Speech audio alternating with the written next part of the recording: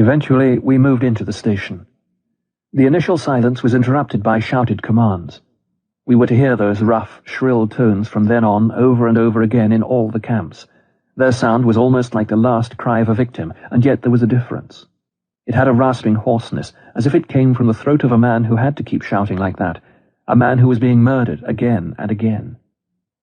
The carriage doors were flung open, and a small detachment of prisoners stormed inside. They wore striped uniforms, their heads were shaved, but they looked well fed.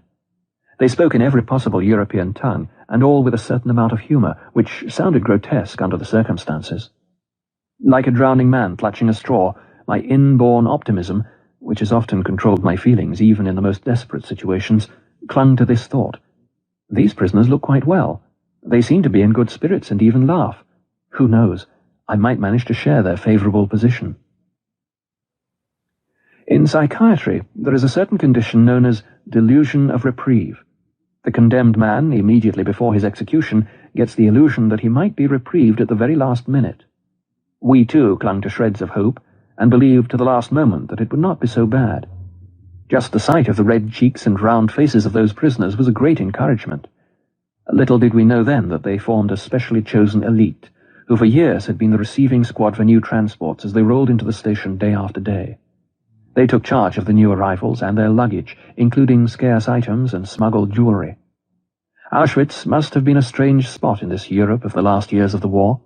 There must have been unique treasures of gold and silver, platinum and diamonds, not only in the huge storehouses, but also in the hands of the SS. 1,500 captives were cooped up in a shed built to accommodate probably 200 at the most. We were cold and hungry, and there was not enough room for everyone to squat on the bare ground, let alone to lie down. 1 5-ounce piece of bread was our only food in 4 days. Yet I heard the senior prisoners in charge of the shed bargain with one member of the receiving party about a tie-pin made of platinum and diamonds. Most of the profits would eventually be traded for liquor, schnapps. I do not remember any more just how many thousands of marks were needed to purchase the quantity of schnapps required for a gay evening, but I do know that those long-term prisoners needed schnapps. Under such conditions, who could blame them for trying to dope themselves? There was another group of prisoners who got liquor supplied in almost unlimited quantities by the SS. These were the men who were employed in the gas chambers and crematoriums, and who knew very well that one day they would be relieved by a new shift of men, and that they would have to leave their enforced role of executioner and become victims themselves. Nearly everyone in our transport lived under the illusion that he would be reprieved, that everything would yet be well. We did not realize the meaning behind the scene that was to follow presently. We were told to leave our luggage in the train and to fall into 2 lines, women on one side, men on the other, in order to file past a senior SS officer.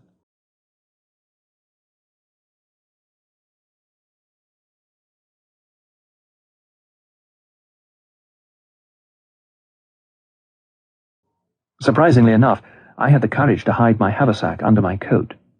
My line filed past the officer man by man. I realized that it would be dangerous if the officer spotted my bag. He would at least knock me down. I knew that from previous experience. Instinctively, I straightened on approaching the officer so that he would not notice my heavy load. Then I was face to face with him.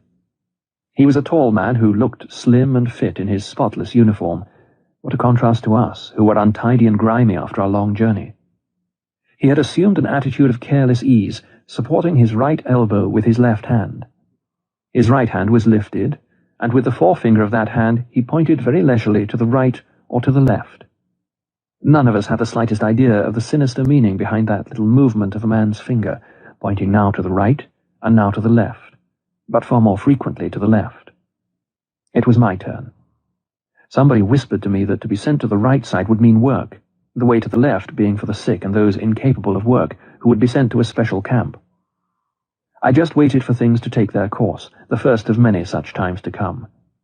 My haversack weighed me down a bit to the left, but I made an effort to walk upright. The SS man looked me over, appeared to hesitate, then put both his hands on my shoulders. I tried very hard to look smart, and he turned my shoulders very slowly until I faced right, and I moved over to that side. The significance of the finger game was explained to us in the evening. It was the first selection, the first verdict made on our existence or non-existence. For the great majority of our transport, about 90%, it meant death. Their sentence was carried out within the next few hours. Those who were sent to the left were marched from the station straight to the crematorium. This building, as I was told by someone who worked there, had the word Bath written over its doors in several European languages. On entering, each prisoner was handed a piece of soap, and then... But mercifully I do not need to describe the events which followed. Many accounts have been written about this horror. We who were saved, the minority of our transport, found out the truth in the evening. I inquired from prisoners who had been there for some time where my colleague and friend P. had been sent. "Was he sent to the left side?" "Yes," I replied. "Then you can see him there," I was told. "Where?" A hand pointed to the chimney a few hundred yards off, which was sending a column of flame up into the grey sky of Poland. It dissolved into a sinister cloud of smoke. "That's where your friend is, floating up to heaven," was the answer. But I still did not understand until the truth was explained to me in plain words.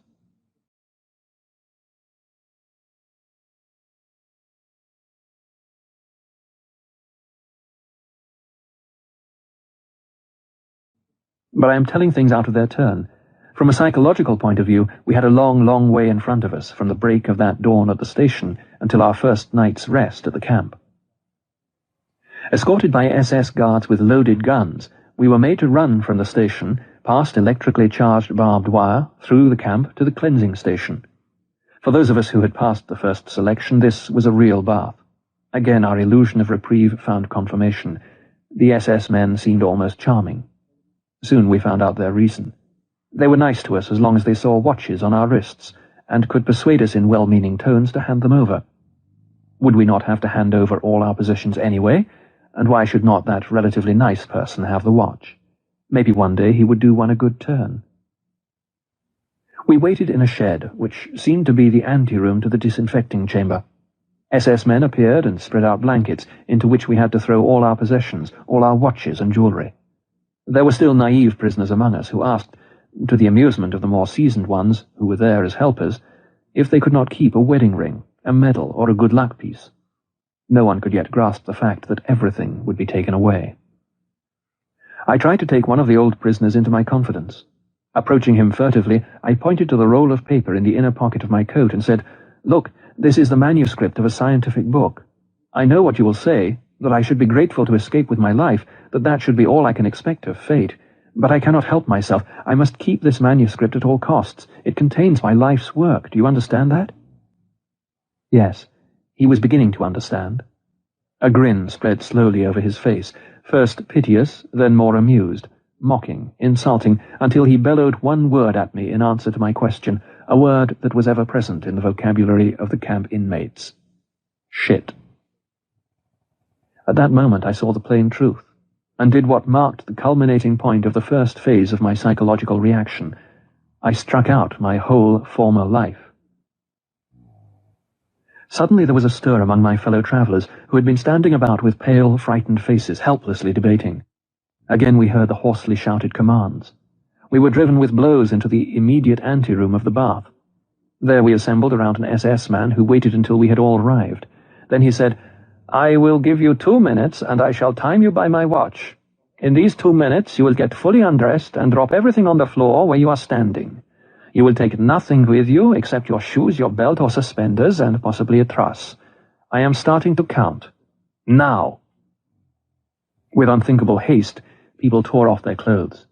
As the time grew shorter, they became increasingly nervous and pulled clumsily at their underwear, belts, and shoelaces. Then we heard the first sounds of whipping, leather straps beating down on naked bodies. Next, we were herded into another room to be shaved. Not only our heads were shorn, but not a hair was left on our entire bodies. Then on to the showers, where we lined up again. We hardly recognized each other, but with great relief some people noted that real water dripped from the sprays. While we were waiting for the shower, our nakedness was brought home to us. We really had nothing now except our bare bodies, even minus hair. All we possessed, literally, was our naked existence. What else remained for us as a material link with our former lives? For me, there were my glasses and my belt. The latter I had to exchange later on for a piece of bread.